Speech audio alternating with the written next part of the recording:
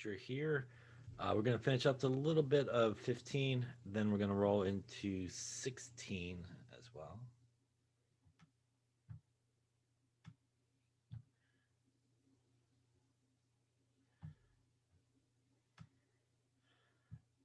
And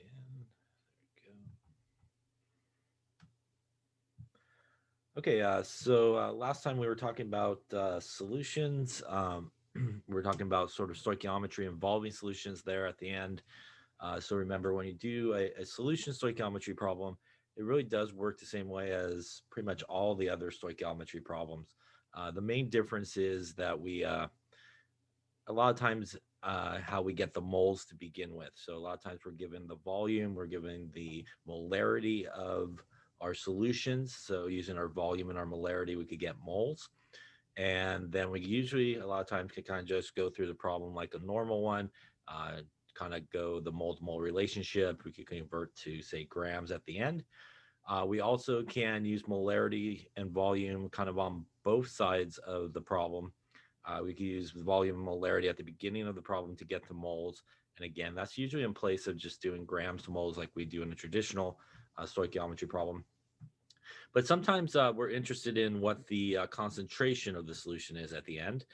So after we sort of do the stoichiometry part, we'll also use sort of the molarity formula there at the end to calculate something like the concentration of a solution. And we talk about doing that with sort of titration problems where we add really a lot of times a solution of known concentration to a solution that's unknown.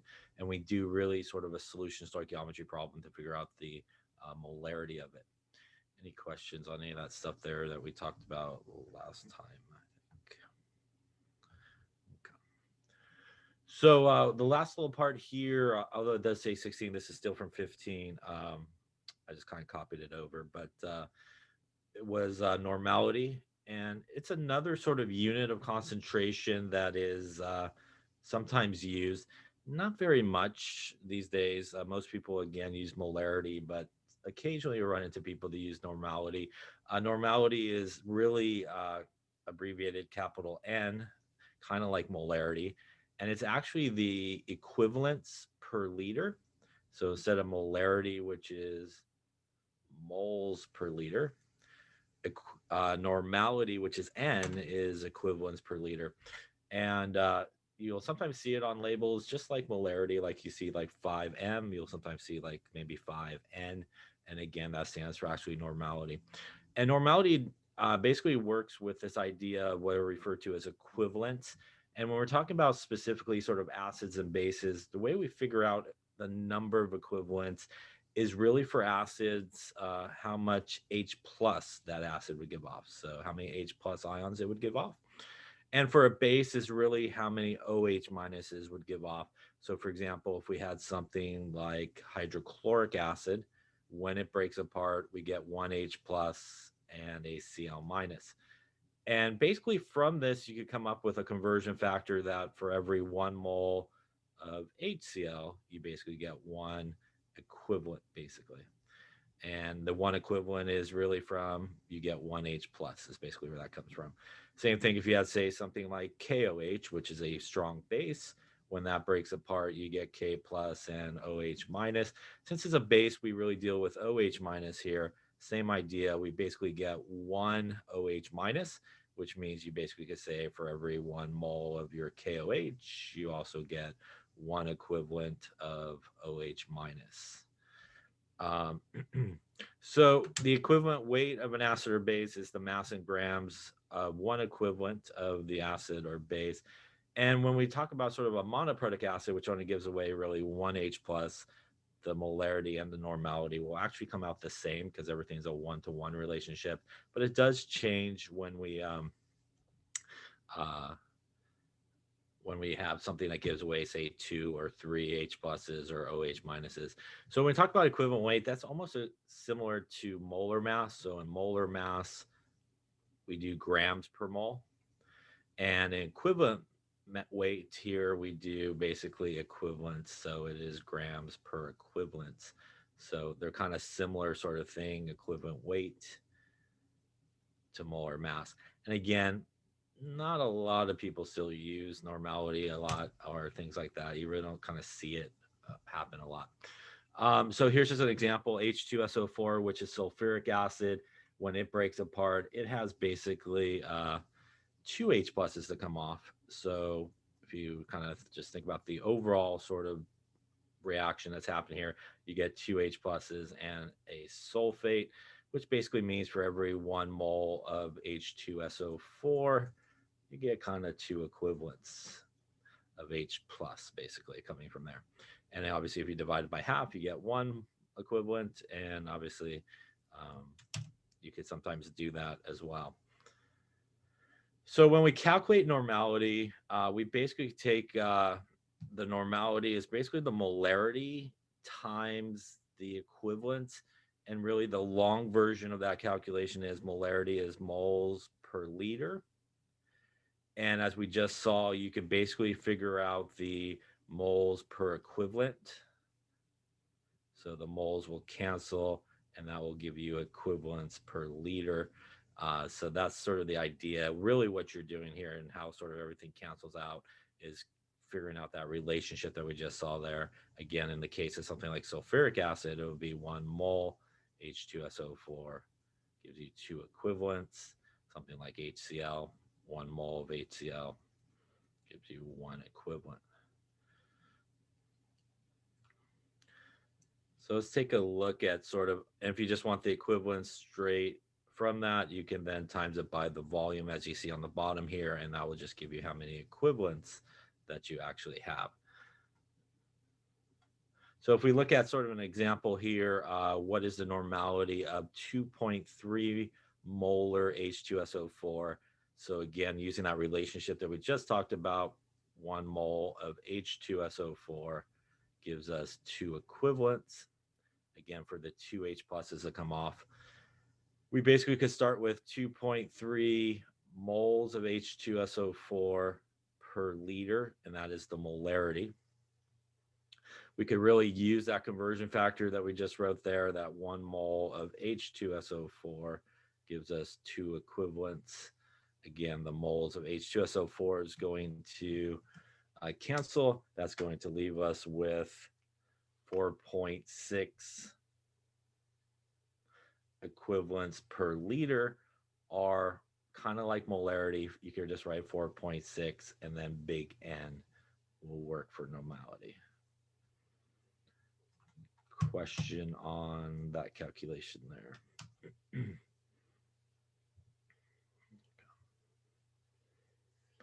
Now, like I said, you could also apply sort of normality to bases as well. So just like we can apply molarity to bases, we can apply it to normality as well.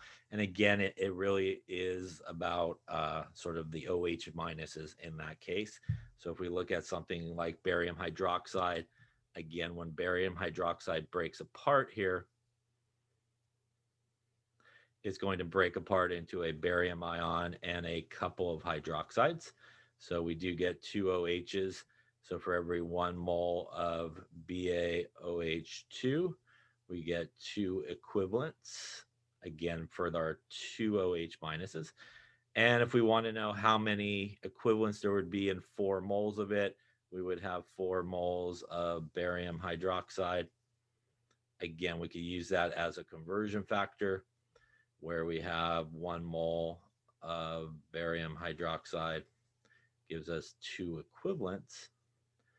Again, the moles here will cancel, and we would end up with 8 equivalents. So it looks like C would be sort of the right answer here. Any questions sort of on normality or equivalence? And again, probably won't see too much of normality usually these days, unless you come across sort of an old lab that involves sort of acids and bases. You sometimes still see it. And that should wrap chapter 15. Any questions on chapter 15 there? Okay, then we're going to go off to chapter 16, which is acids and bases. So we're going to officially sort of talk about what acids are, what bases are. We'll also talk about pH in this chapter as well. And we'll kind of finish up with buffers as well at the end of it. So let's just talk about sort of acids and bases and some very common sort of definitions of them. Just your really basic sort of definition of an acid and base was one done by Arrhenius. He did a lot of work with electrolytes. Electrolytes, as we talked about, are really substances that break apart in solution, produce ions. And he basically defined an acid as something that's able to produce H plus ions in solution. And first off, when we talk about H plus in terms of acid and bases, a couple of things that we will see: H plus and H3O plus, which is the hydronium ion. They are used pretty much interchangeably here when you're dealing with acids and bases. So I personally will probably use H plus most of the time, and wherever I put H plus, you pretty much could substitute in H3O plus, and that goes for sort of chemical reactions and also formulas as well. So they are used interchangeably. H plus, which is the hydrogen ion, it is also sometimes referred to as a proton, and it's a proton because hydrogen has one proton, one electron, and no neutrons, which means in order for it to become positively charged, it had to lose its electron, and that means that it only has obviously a proton left. So what we're talking about, something that's able to sort of be considered an acid, is if you sort of think about maybe a reaction or an arrow, it's able to actually sort of produce in solution free H plus. So that's the important part of that. It's free, it's floating around in the solution, and that's really what makes something an acid. A base, on the other hand, sort of the basic definition of that is something that's able to produce OH minus in solution. And it's the same thing. It's able to produce OH minus, again, floating around freely in that solution. And that's sort of what makes something a base. As we will see, a lot of strong bases actually have OH in the formula. Some weak ones don't. And this was sort of a good definition of acid and bases. And it oftentimes, though, dealt with really only one type of base, which was the ones that had OH minus actually in the formula. So a more sort of common definition that most people think about when they think about acids and bases is the one that was brought out by Bronsted and Lowry. And the Bronsted and Lowry definition of an acid and base is an acid is a proton donor. So an acid is something that basically will give away an H plus, while we have a base which pretty much will say thank you and accept the H plus and sort of gain the H plus. So when we talk about a Bronsted-Lowry definition, we get an acid and a base, and an acid is something that donates that H plus, a base accepts it. Sort of a consequence of the Bronsted-Lowry definition of an acid and base is it actually creates partners. And as we will see here, when you look at these partners, for example, here our HCl is our acid, which means it's actually going to donate its H plus over to water. When it does, that HCl becomes Cl minus. And these two guys are actually related to each other in the Bronsted-Lowry sort of definition.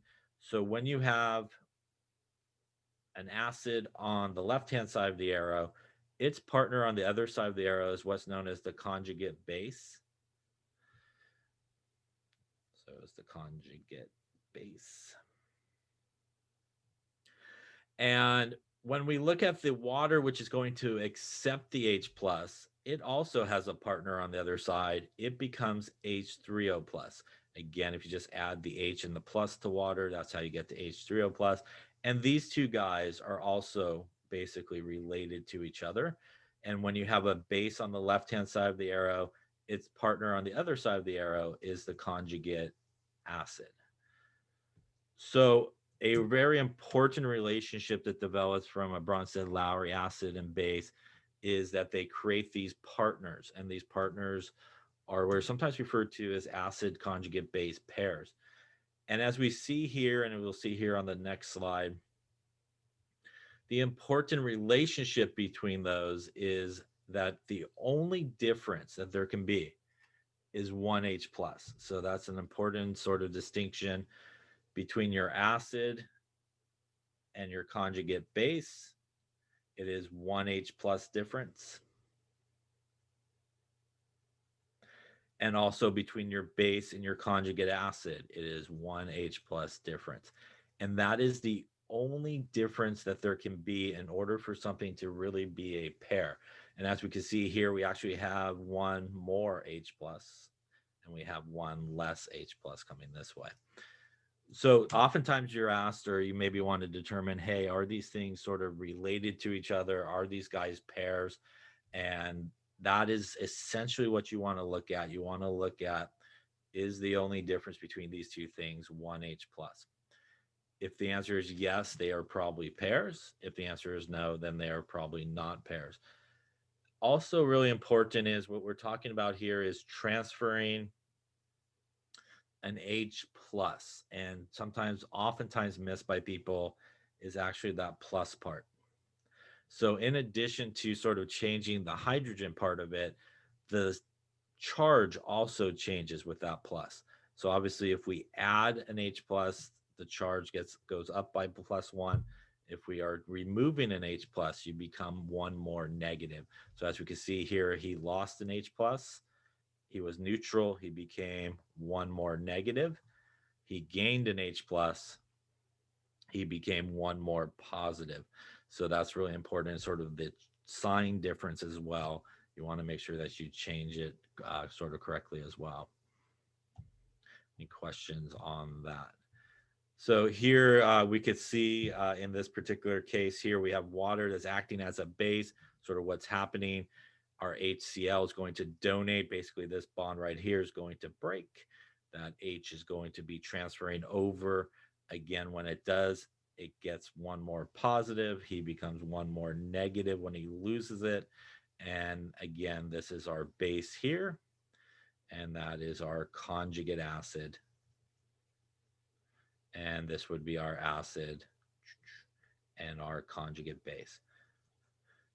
So also sort of an important place where you find those things is exactly how we sort of see it here on the left hand side of the arrow. That's where you find just your regular acids and bases. On the right hand side of the arrow, that's where you find your conjugate acids and your conjugate bases. So that's sort of where everybody sort of always ends up in terms of sort of the reaction. Any questions on that there?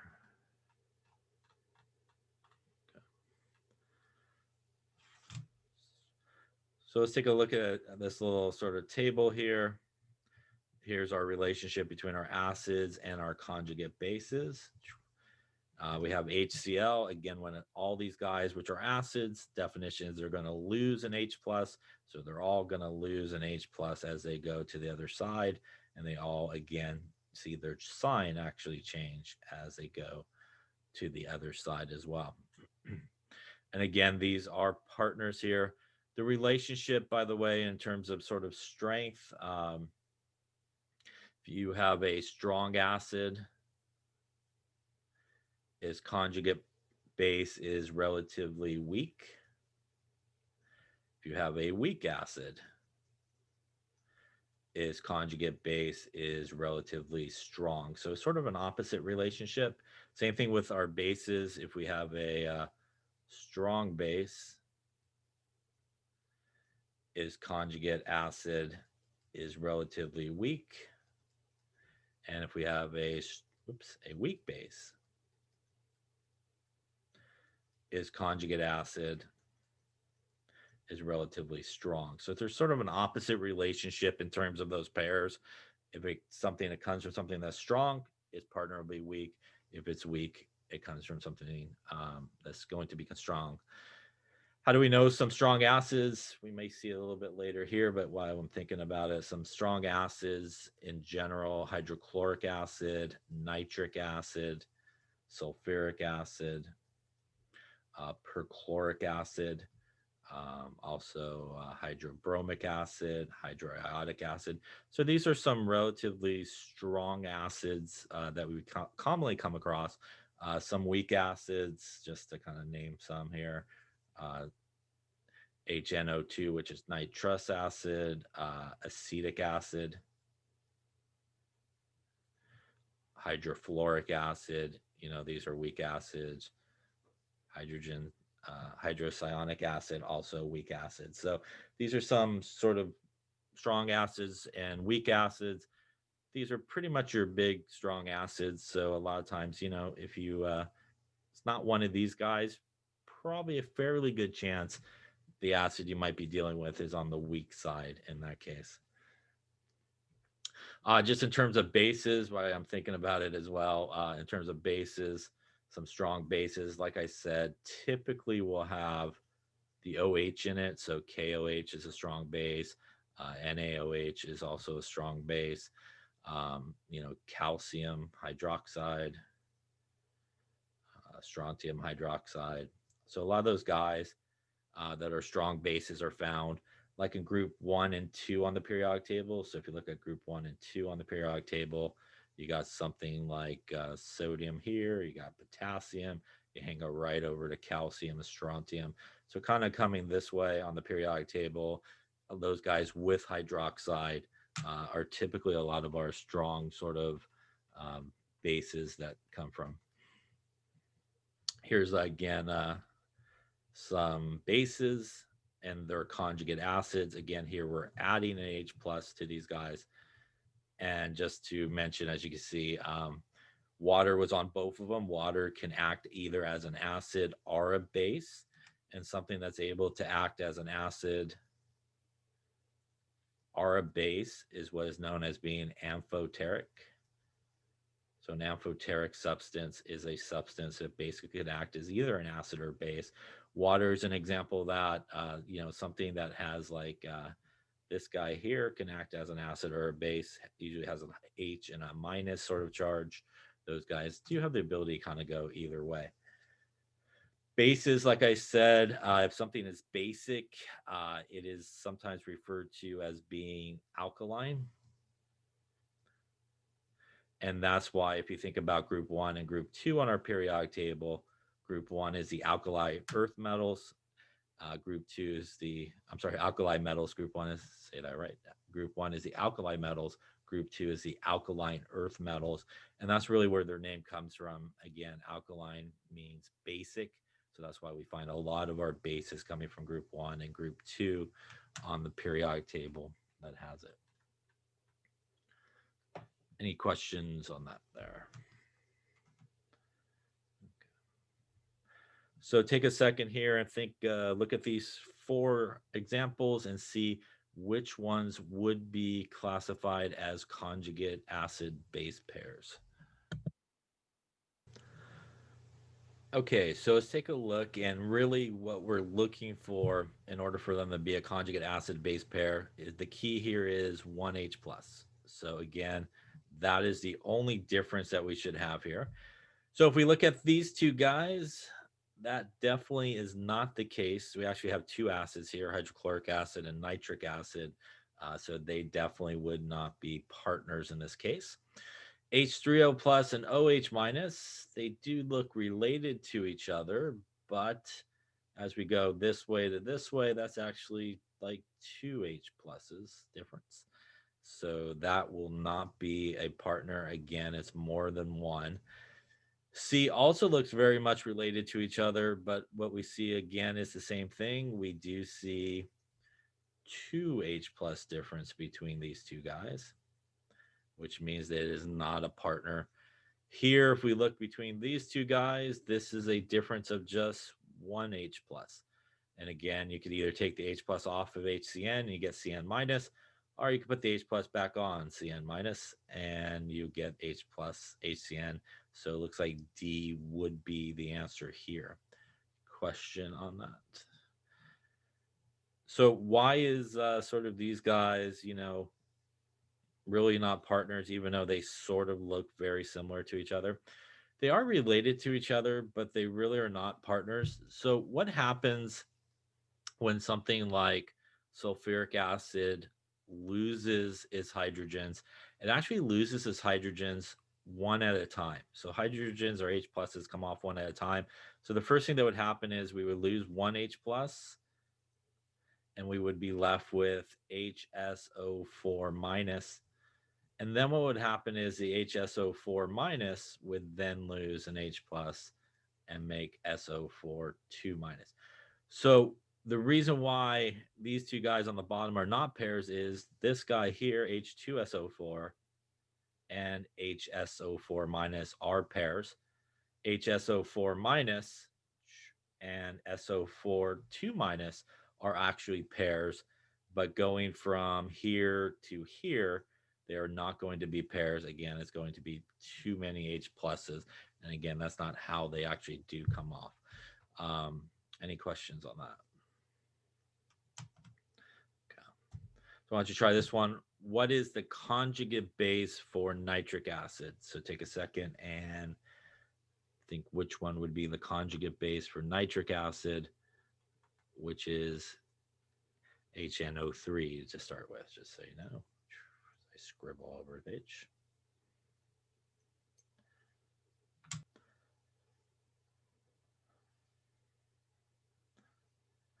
Okay, so when you're asked a question like this, you want to write the conjugate base for this guy. You sort of want to figure out what this is if you're not sure. You probably know what it is in this case, but the relationship that we talked about in terms of Bronsted-Lowry is we have an acid on the left-hand side, we have a base on the left-hand side, and on the other side, we have a conjugate acid and a conjugate base. And the relationship is if it's an acid on the left-hand side, its partner on the other side is the conjugate base. And if it's a base on the left-hand side, its partner on the right-hand side is the conjugate acid. So sometimes in these problems, it may not be as clear to you what you're dealing with. So since you're asked to solve for the conjugate base, what you know is what you are starting with is an acid. And the definition of an acid is a proton donor. So what that tells us is we need to actually remove the H plus in this case. And when we do, if we take the H plus off of this, which is obviously an acid, we take it off the H, we end up with NO3. We also take off the plus, so we become one more minus our negative. So NO3 minus would be its conjugate base. Any questions on that? So sometimes it's helpful to sort of think backwards at it. Sometimes you may just be given a formula and not like told, hey, this is an acid or this is a base, but you may just be asked to figure out the conjugate acid or base. So working backwards oftentimes is a good way to sort of figure out what you have and just go by the definition of what that means. Any questions on that particular one there? Okay, so give this one a go. This is acetate. So just in case, one way you could write acetate is this.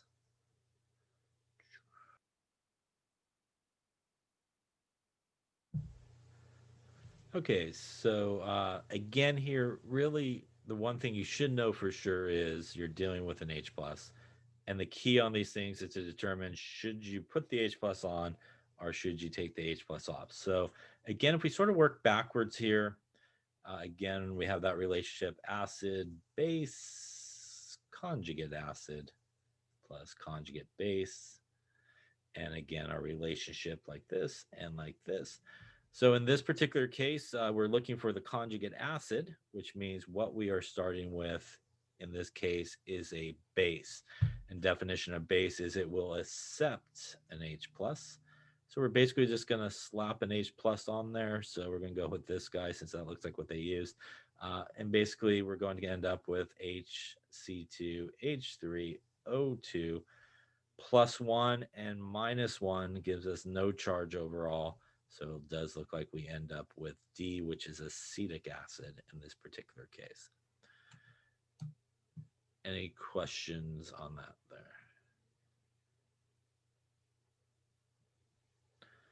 Okay. So let's talk a little bit about strong acids. I sort of talked about it a second ago, or listed some of them a second ago. A strong acid is a strong electrolyte. And what that means is it will 100% break apart into ions.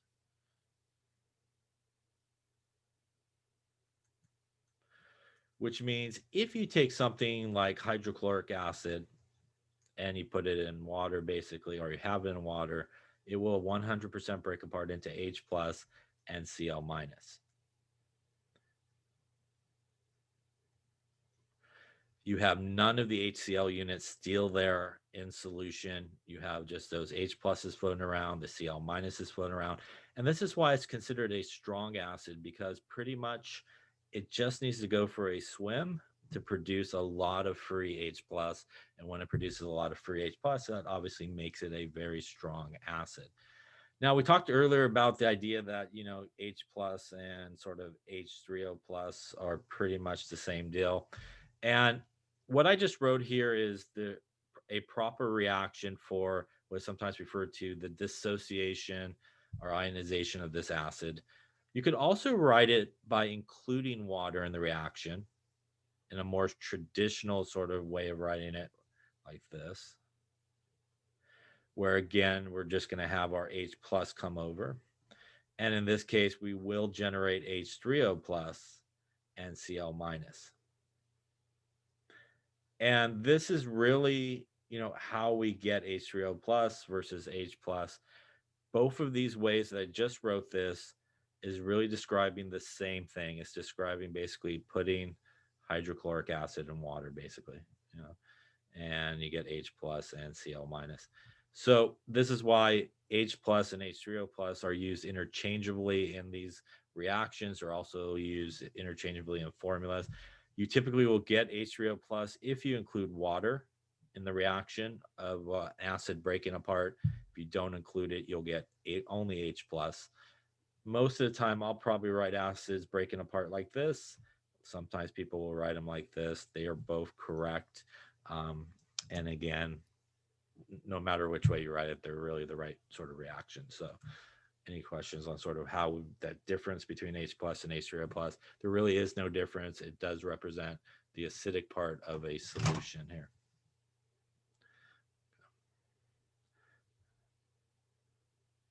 Hydrochloric acid is a strong acid.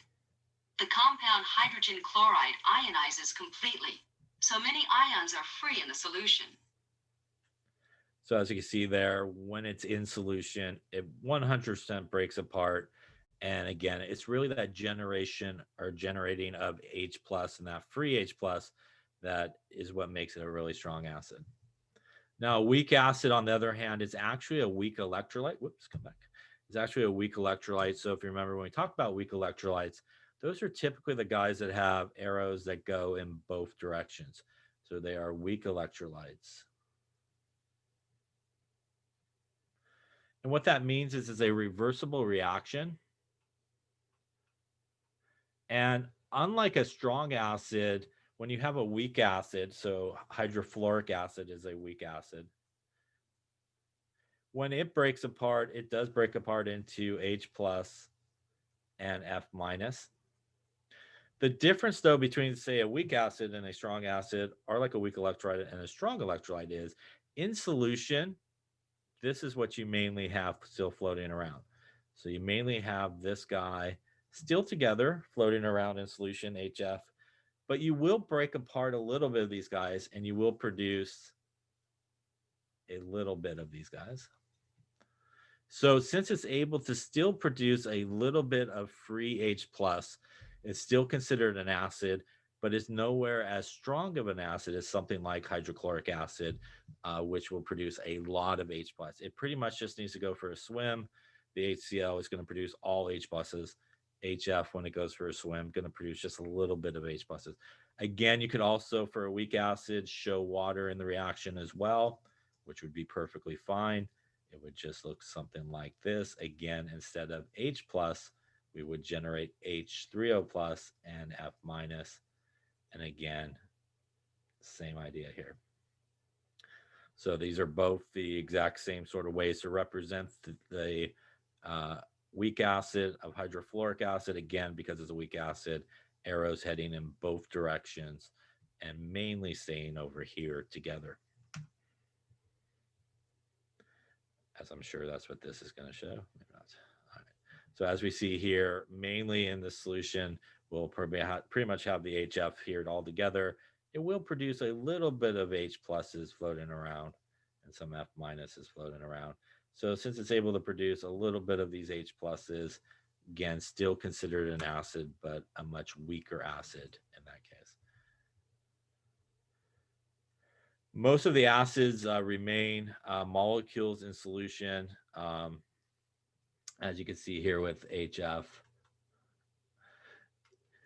going to make H3O plus. You'll learn, as what does it say here, how to calculate the pH of a weak acid in 1B. It is a lot more complicated in terms of the calculations. We obviously don't do any of those type of calculations here. It's pretty much all what you do in 1B is a lot of these calculations. So any acid that we see here that you're going to be asked to calculate, say, the pH of it or anything like that, you could pretty safely assume that it's going to be a strong acid. Actually, same thing with the bases. Anything later on this chapter or in this chapter that you're asked to calculate the pH of, you could probably pretty safely assume that it's going to be strong.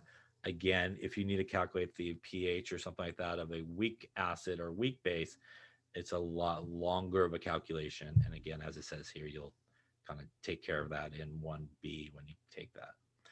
So here, just graphically, what we've been talking about. Again, any strong acid, 100% going to dissociate into ions. And again, that generation of a lot of that free H plus is what makes it a really strong acid, as opposed to our weak acid, which is going to generate some H plus, but nowhere near to the extent of a strong acid. So I sort of jumped the gun earlier with my list there, but here's our officially prettier list, I suppose. We have sulfuric acid, hydrochloric acid, hydrobromic acid, hydriodic acid, nitric, and perchloric acid. These are some very strong acids, including perchloric acid. So again, like I said, pretty much if you see one of these guys, it's probably going to be a strong acid. If you don't see these guys, then pretty good shot it's going to be more on the weak side in terms of an acid. So these are good ones to sort of know, especially if you continue on in 1A and up to 1B as well. It's a good sort of piece of information to know in terms of strong acids and stuff like that. So it's really good. So all these that we're looking at here pretty much will 100% sort of break apart. I will put a little asterisk maybe on this guy because it is a diprotic acid. So it will mainly break apart, but most of all of the hydrogens that come off will be that first H plus. Now, H3O plus concentration for strong acids. If we have a monoprotic acid, monoprotic means that it has one H plus to give off. So monoprotic means that it's got one H plus. Diprotic acid means that it's got two H pluses to give off. Triprotic means three H pluses they'll give off. So an example of monoprotic would be hydrochloric acid, diprotic sulfuric acid has two, and triprotic or polyprotic is sometimes referred to H3PO4 phosphoric acid has actually three H pluses that will come off. So when we do have a strong acid, the concentration of the acid will equal the concentration of the hydronium ion. And that's really important for calculating something like pH and just that relationship. So, for example, again, if we have HCl breaking apart 100% into H plus and Cl minus, if the concentration of this guy was, say, 0.01 molar, as we talked about in the last chapter, it is a 1-to-1 relationship here between these two. So the concentration of this guy would also be 0.01 molar. So just like we were talking about ions in the last chapter, it's a 1-to-1 relationship. As we will see, H plus is really important in terms of calculating something like the pH in a solution. So that's usually a very important sort of relationship. As you see here on the other ones that I scribbled on, but basically they show that the H plus concentration is the same as the concentration there of the strong acid. Now, weak acids, not always necessarily the case. Weak acids will always contain a hydronium ion that's lower than the concentration of the weak acid. And that's because it doesn't 100% break apart like our HF. It is a kind of back and forth where it mainly is this way. So we don't get 100% of that H plus we started with to actually come apart and start floating around in the solution. And that's also why calculating the pH of something like that is a lot more involved in terms of their calculations because of it. So as you can see here, the H plus concentration would definitely be less than the initial concentration of the acid. Again, because in a weak acid, not going to get 100% of it to break apart. Any questions on that?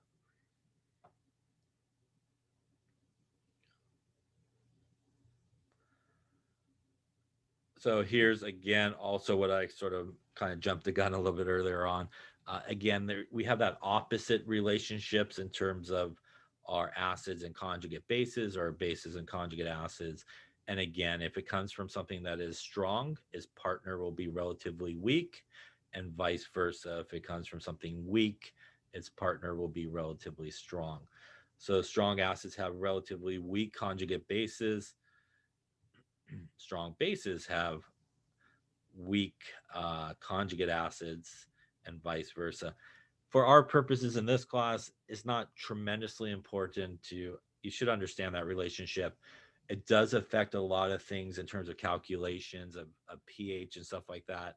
And again, and if you continue on to 1B, that's a very important relationship to understand, because you'll do calculations that take advantage of that relationship, that sort of opposite relationship. But for our purposes, I'm not really going to do any sort of calculations involving that. You just need to understand that relationship that is basically opposite. So if it comes from a weak acid, its partner is strong. If it comes from a weak base, its partner is strong. Strong acid, weak partner. Strong base, also weak partner. All right. So now there is another sort of way, or type of acid, or ways that we sometimes classify acids as being inorganic, or oxyacids. Obviously, oxyacids, kind of like the name implies, contains oxygen. So our oxyacids pretty much contain oxygen. And as you can see here, these also will contain everybody's favorite thing, a polyatomic ion. Yeah. So these contain all those polyatomic ions in there. These guys here that we talked about when we did nomenclature, where we do hydro in front of it, those are all guys that do not contain oxygen. So a lot of that's like group 7 on the periodic table, um, with hydrogen there. Also, a good reminder in terms of nomenclature, as we did talk about it in a previous chapter. Remember that if you do not have oxygen in it, those are our guys here that starts with hydro something ic acid. If you do have oxygen in it, it will be one of these oxyacids. If your polyatomic ion ends in 8, the acid is ic acid, right? And if your polyatomic ion ends in ite, it is OUS acid. These guys that do have oxygen do not put hydro on the name of it, right? So that's what we talked about earlier. And of course, I think I just drew on where they're going to put some pictures. Let's see. Yeah. So here's some of those sort of guys drawn out. Um, and again, our oxyacids usually have those polyatomic ions in it. We also have some organic acids that have what are referred to as a carboxylic acid backbone. And this is an organic, what is referred to as a functional group.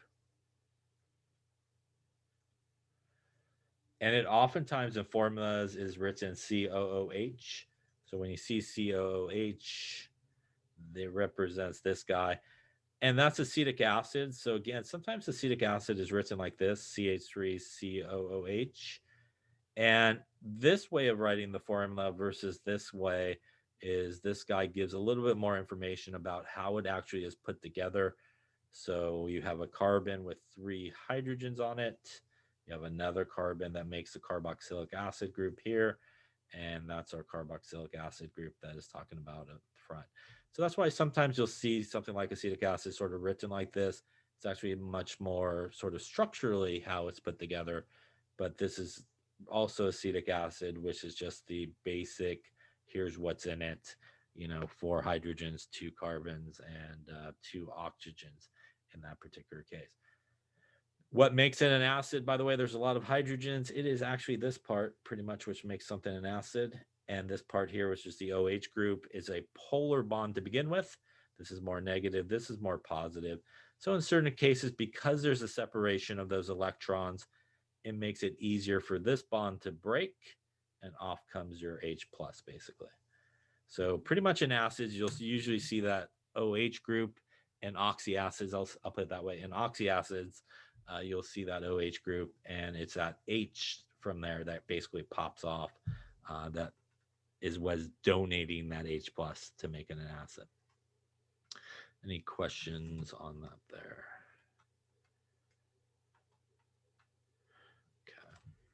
Okay. So let's take a look at this. Which is a stronger base, A minus or Cl minus?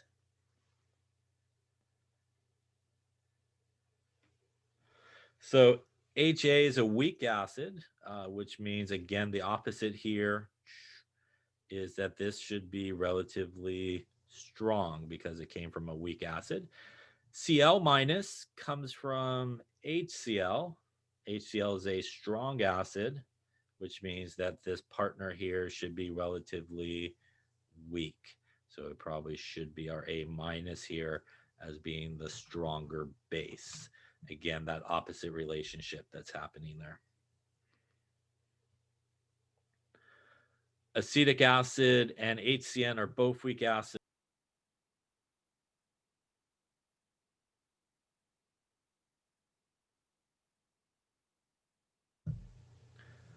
Okay, so we got some information given to us. We got weak acetic acid is a weak acid, so that's acetic acid's partner. HCN is also a weak acid, and that's its partner, which means these guys are going to be relatively strong in sort of the opposite relationship. As we just saw, Cl minus comes from HCl, which is a strong acid, which means this is going to be relatively weak. And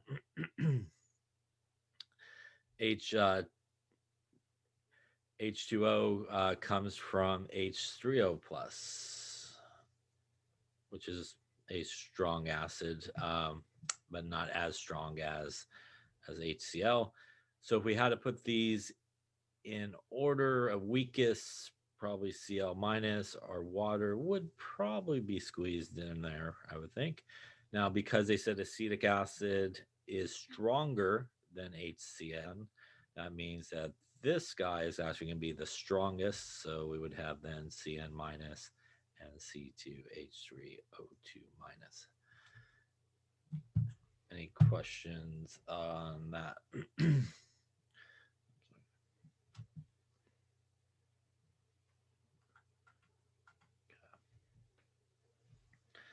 All right.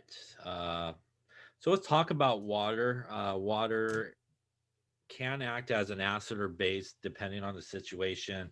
And as I mentioned before, that is pretty much what it means to be amphoteric. In addition to water, anything else that kind of has an H and a sort of minus charge could also act, as an acid or a base, can kind of go one way or the other. So in certain cases, water can be the acid, it can be the base. It even can decide to react with itself, where one of the waters is the acid and the other one is the base. And we'll just say, for example, this guy is the acid. He's going to donate his H plus over. And what we get is our acid base, conjugate acid base relationship here. This is sort of a weak electrolyte sort of situation happening here. This is essentially what is happening in water all the time. And what that gives us is a relationship known as KW. And KW is the concentration of H plus times the concentration of OH minus, and that equals 1 times 10 to the minus 14. For the most part, that is the number that you use. Again, H plus and H3O plus can be used interchangeably here, When we see the little bracket, that usually means concentration. And basically, what we're talking about here is molarity, which is our moles per liter. So that's what the little brackets sort of mean there. We could actually use this to help us decide, is a solution going to be acidic or is it going to be basic? So the H plus is really the acid part of the solution. The OH minus is the base part of the solution. So we could actually use this to calculate the concentration. So if we wanted to calculate the H plus concentration, we would take 1 times 10 to the minus 14 and divide it by the concentration of OH minus that was given to us. And vice versa, if we wanted to calculate the OH minus, we would take 1 times 10 to the minus 14 and divide it by the H plus concentration that was given to us. Super important in this chapter is your exponent button. So maybe it's been a while, hopefully not that since you found it or used it, but you for sure in this chapter want to make sure that you punch these numbers in using your exponent button. If you do not punch them in correctly, you're going to find yourself pretty off in terms of the number. So what you'll usually find is like the front part of the number is good, but the like times 10 to the whatever part is going to be off. So definitely for sure in this chapter, you want to make sure you use that exponent button, especially a little bit later on when we start using logs and stuff like that or inverse logs, you're going to find yourself pretty far off. So again, make sure you punch those things in correctly. By the way, most of the time we do use 1 times 10 to the minus 14. This was referred to as the equilibrium constant for water, or KW, or the ion constant for water. It does change with temperature, the KW value, but for, again, our purposes in this class, it's always, and probably 1A as well, if you go there. I don't know if you talk too much about it, 1A, but it will be 1 times 10 to the minus 14. But it actually does change with temperature, but kind of universally, that's usually the number that we sort of associate with. So by comparing these concentrations, we could end up with sort of three options in terms of a solution. We can have a neutral solution, which means that the H plus concentration, which is the acid part, is equal to the base part, which is the OH minus concentration. And if you're at a neutral solution, what that means is you will have a concentration of H plus of 1 times 10 to the minus 7. If you have an acidic solution, you will have an H plus concentration larger than the OH minus concentration. So the acid part is larger than the base part in that solution, and it will be acidic.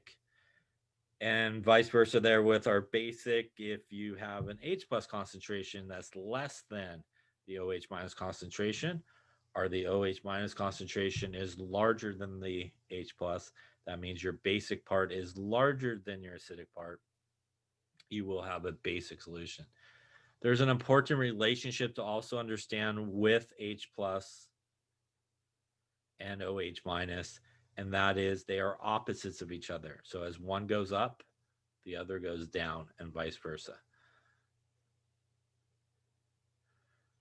So those two things, the H plus concentration or OH minus concentration in solution, pretty much go opposites. So one goes up, the other goes down. And it's really whichever one is larger will kind of tell you what type of solution you have.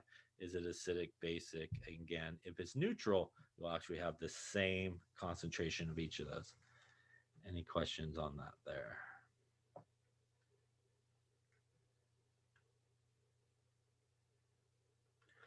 All right.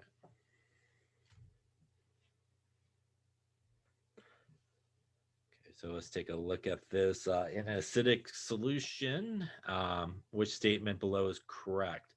So the H plus concentration is less than 1 times 10 to the minus 7. That would not be correct. The H plus concentration is greater than 1 times 10 to the minus 7. That would be correct. And obviously the H plus would not be less than the OH minus. So it does look like B here would be the correct one. Again, we would have more H plus than OH minus in an acidic solution, vice versa, obviously in the opposite way. Let's actually do a calculation here, make sure calculators work. In an aqueous solution, we have an OH minus concentration of 2 times 10 to the minus 10. What is the H plus concentration? And is it acidic, basic, or neutral? So take a second and see what you come up with.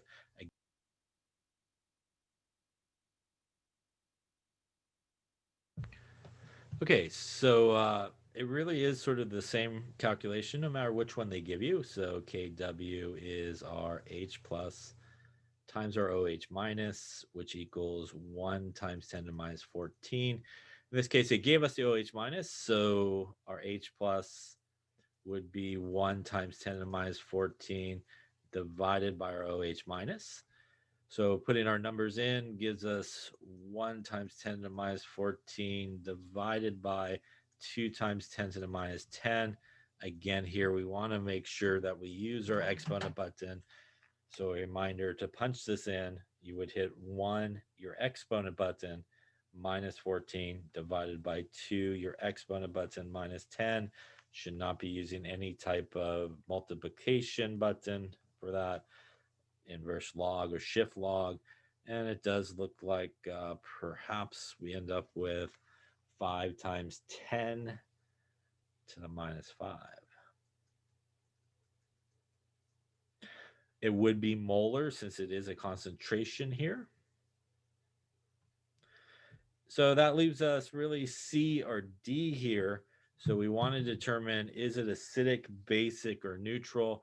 So to do that, we want to compare the concentration of H plus to the concentration of OH minus. So our H plus concentration is times 10 to the minus 5, and our OH minus concentration is times 10 to the minus 10. The H plus concentration would be larger in that case. So it would be C. Remember, when you have a negative exponent, you're actually going decimal places to the left, so it becomes a lot smaller. So this guy means we would go 1, 2, 3, 4, right? 2, 3, 4, 5. While the other guy would mean we would do something like 2, 3, 4, 5, 6, 7, 8, 9, right? It's a lot smaller, obviously. So again, negative exponents, smaller number, larger. So in this case, it would be C. Any questions on that there?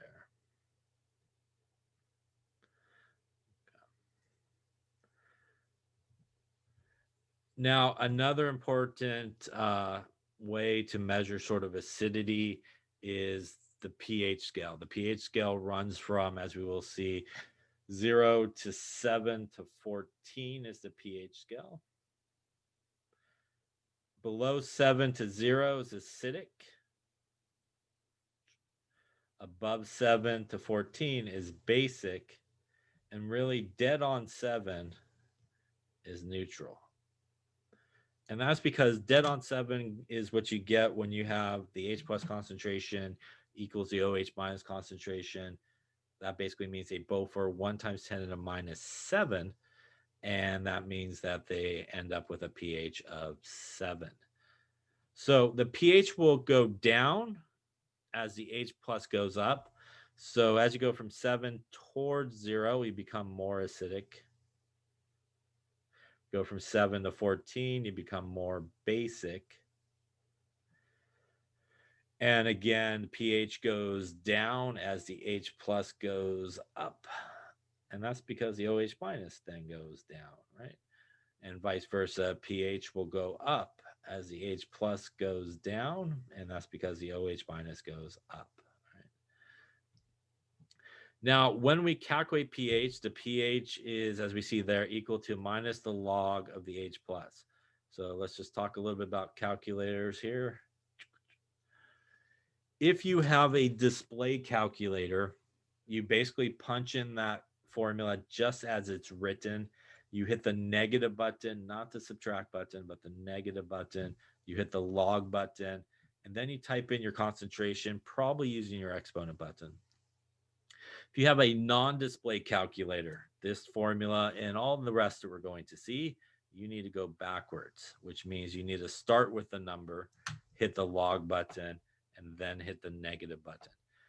If you're not sure if you have a display calculator or a non-display calculator, a very simple way to do it is to hit the log button.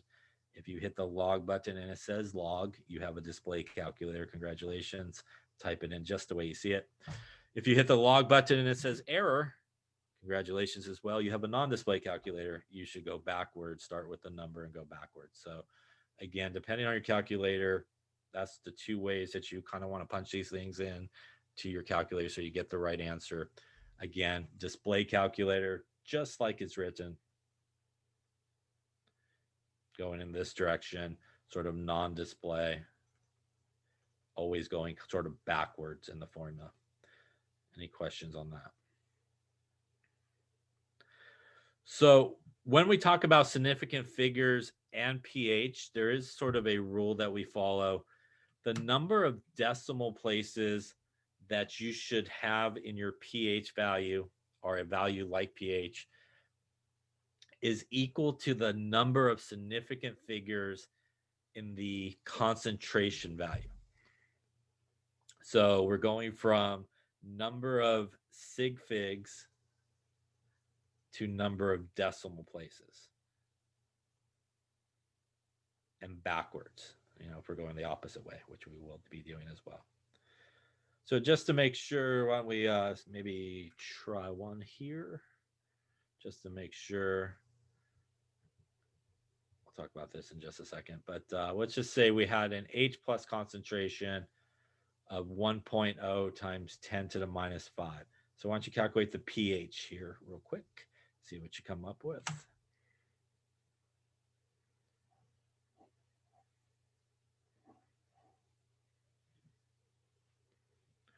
Okay, let's first start with the numbers. So to calculate the pH, we would go minus the log of the H plus concentration, which means we would end up with minus the log of 1.0 times 10 to the minus 5.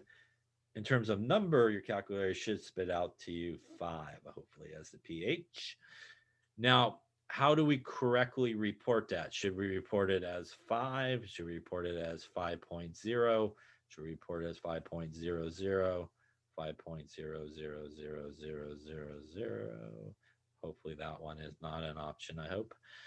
So the rule is the number of decimal places that we should have in our pH value should equal the number of significant figures in the original concentration. This was our concentration. It was 1.0 times 10 to the minus 5. When you write a number in scientific notation, all the numbers before the times 10 part are significant. This has two significant figures. So two significant figures in my concentration means I should end up with this guy. Not two significant figures, but two decimal places. So two decimal places there. So as you go from concentration to pH, you're going from significant figures to decimal places. And later in this chapter, we will talk about going the opposite way from pH back to concentration. You would do the opposite. So if you started with a pH of 5.00, when you would calculate your concentration, you should end up with two significant figures. So it should work both ways in terms of doing that. Any questions on that calculation there? So what does that value mean? Well, when we look at the pH scale, if a pH is 7, dead on 7, and that is because when we were at that point, the H plus concentration equals 1 times 10 to the minus 7, which will give you a pH of 7 on the nose. So if it's a little bit above 7 or a little bit below 7, it's either slightly basic or slightly neutral. 7, dead on the nose there, is going to be neutral. And again, if it's not, it's going to be slightly one or the other. If we have a pH that's greater than 7, then it is going to be basic. And if we have a pH that's less than 7, it's going to be acidic. So the one we just calculated right here should be acidic. I will caution you that when you're asked a question like that, is the solution acidic, basic, or neutral? The correct answer is just one of those answers. You cannot have the solution being acidic and basic at the same time. Although I've seen a lot of exams where people write that it's acidic and basic at the same time. I've never seen anybody write all three, acidic, basic, and neutral, but I'll explain why that happens probably a little bit later on this chapter. But again, keep that in mind. If you're asked, is that solution acidic, basic, or neutral? Should only be one answer for that. Any questions on any of that stuff there? All right. We will lay it up there for now. So we made a pretty good dent into it. So a reminder again, we are going to be doing experiment 21, which is titrations. So we talked about titrations last time. Again, we're moving experiment 22 to Monday. And instead of the exam being on Monday, that will allow us to finish chapter 16. And we're moving the exam to the following Monday. So a week from Monday will be our last